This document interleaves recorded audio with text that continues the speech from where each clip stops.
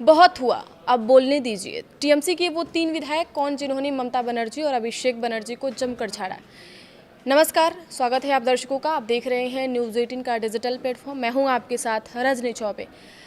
तृणमूल कांग्रेस पर हमेशा से आरोप लगते रहे हैं कि पार्टी अध्यक्ष ममता बनर्जी और उनके भतीजे और पार्टी महासचिव अभिषेक बनर्जी किसी को भी कुछ भी बोलने नहीं देते हैं। मंगलवार को ममता बनर्जी की ओर से बुलाई गई नवनिर्वाचित विधायकों की बैठक में यह परंपरा भी टूट गई। जी हां, टीएमसी के 3 वरिष्ठ विधायकों ने ताबड़तोड़ ममता बनर्जी और अभिषेक बनर्जी को झाड़ा, लेकिन दोनों ने कोई विरोध नहीं किया, बल्कि चुपचाप सुनते रहें। इसी बारे में हम विस्तार से इस पूरे वीडियो में जानकारी हासिल करेंगे। आप अंत तक वीडियो में बने रहिएगा। पश्चिम बंगाल चुनाव हारने के बाद तृणमूल कांग्रेस में बगावत की अटकलें जो हैं लगातार बढ़ती जा रही हैं। चुनाव रिजल्ट आने से पहले जहां पार्टी मीटिंग में केवल ममता बनर्जी या अभिषेक बनर्जी बोलते थे, बाकी के लोगों का काम केवल सुनना होता था, लेकिन करारी हार के बाद टीएमसी पार्टी मीटिंग का यह मॉडल उलटता हुआ दिखाई दे रहा है। मंगलवार को ममता बनर्जी और अभिषेक बनर्जी ने कालीघाट वाले घर पर टीएमसी विधायकों की मीटिंग बुलाई थी। पार्टी अध्यक्ष के बुलावे के बावजूद 80 में से केवल 67 विधायक यहां पहुंचे। 7 विधायकों ने पार्टी मीटिंग में नहीं आने की वजह बताई, लेकिन बाकी के 6 विधायकों ने कोई सूचना देना मुनासिब ही नहीं समझा। टीएमसी की मीटिंग शुरू होते ही पार्टी के 3 वरिष्ठ विधायक कुणाल घोष, ऋतव्रत बनर्जी और संदीपान साहा अग्रेसिव होकर बोलने लगे। गौर करने वाली बात यह है कि जब ये तीनों विधायक बोल रहे थे तो ममता बनर्जी और अभिषेक बनर्जी दोनों चुपचाप सुनते रहे। उन्होंने तनिक भी बीच में टोका टाकी नहीं की। इन विधायकों ने विधानसभा चुनाव में पार्टी की करारी हार के बाद पार्टी के शीर्ष नेतृत्व की सीधे तौर पर आलोचना करने में कोई कसर नहीं छोड़ी है। सूत्रों का यह भी मानना है कि मीटिंग में तीनों विधायकों ने भवानीपुर में ममता बनर्जी की हार से अपनी बात शुरू की और कहा कि इस सीट पर 267 बूथों पर 207 पर शुवेंदु अधिकारी आगे रहे। अगर हम सही रणनीति पर चल रहे थे तो ये हालात क्यों हुए।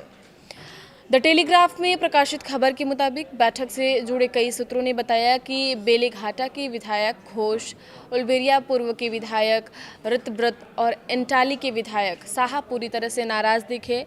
ये तीनों विधायक पार्टी महासचिव और डायमंड हार्बर से सांसद अभिषेक बनर्जी के करीबी माने जाते रहे हैं। तीनों में से एक ही सुर में कहा कि अभिषेक के फैसले जिन्हें पार्टी पर जबरदस्ती थोपा गया था, वही चुनाव में पार्टी की बुरी हार का कारण बना है। उन्होंने ये भी सवाल उठाया कि रीपोलिंग से पहले जहांगीर खान ने फाल्टा से नाम वापस क्यों लिया। अभिषेक बनर्जी की तरफ इशारा करते हुए ये भी पूछा गया कि वो तो आपके लाडले हैं, फिर चुनाव लड़ने से भाग क्यों खड़े हुए। जब पार्टी नेतृत्व ने ये कहने की कोशिश की कि जहांगीर के फाल्टा से चुनाव न लड़ने के फैसले से पार्टी ने खुद को अलग कर लिया है और इस बारे में सोशल मीडिया पेज एक्स पर जानकारी भी दी गई थी, तो उन तीनों में से एक ने कहा, प्लीज़ मुझे बताइए कि आप मजाक कर रहे हैं।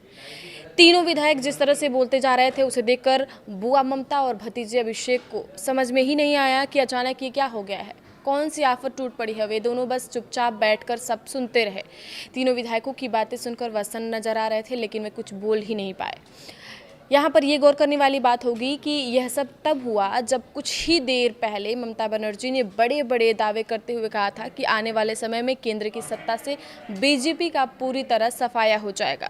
आपको बता दें कि जब भवानीपुर सीट से जुड़े बूथवार आंकड़े सामने आए तो टीएमसी के लिए यह बड़ा झटका था। इन आंकड़ों के मुताबिक जिस सीट पर शुवेंदु अधिकारी ने ममता को 15,000 से ज़्यादा वोटों से हराया था, वहाँ 28 बूथों में ममता को 50 से भी कम मिले थे वोट। कुल 267 बूथों में से 207 बूथों में वह शुवेंदु से पीछे चल रही हैं। शुवेंदु को भी 39 बूथों में 50 से कम वोट मिले थे, लेकिन उन्होंने बाकी जगहों पर इसकी भरपाई कर ली थी।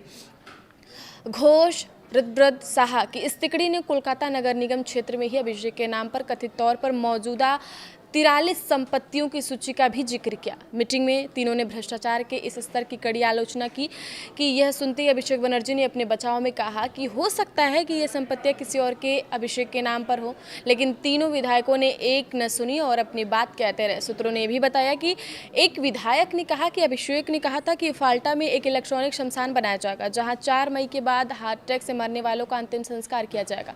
अब वह शमशान कौन बना रहा है और वहाँ किसका अंतिम संस्कार होगा। कुणाल घोष इतने ज़्यादा अग्रेसिव हो गए कि उन्होंने यह तक कह दिया कि अब बहुत हो गया, पार्टी में सुनने की नहीं बोलने की आज़ादी वाली जो संस्कृति है वो शुरू होनी चाहिए। उन्होंने ये भी कहा कि उनके कालीघाट वाले घर पर ऐसी बहुत सारी बैठकें हो चुकी हैं और अब हमें यानी तृणमूल को सड़कों पर उतरकर गरीबों और बेसहारा लोगों को भगवा बुलडोजर सेना से बचाना चाहिए। सूत्रों के मुताबिक ममता ने कथित तौर पर अपनी पुरानी हिदायत दोहराने की कोशिश की, लेकिन पार्टी के नेतृत्व के खिलाफ जो भी शिकायतें हों उन्हें लिख कर दिया जाए, लेकिन इस पर वे लोग हंस पड़े। सूत्रों ने यह भी बताया कि हालांकि वहां मौजूद बाकी विधायक ज़्यादातर चुप ही रहे, लेकिन बाद में कई लोगों ने उन तीनों से बातचीत की और कहते मिले कि आपने सबसे पहले हिम्मत दिखाई है और पार्टी के अंदर एक बहुत ज़रूरी सफाई अभियान की शुरुआत भी की है। आगे की खबरों के लिए आप देखते रहिए न्यूज़ 18 का डिजिटल प्लेटफॉर्म। धन्यवाद।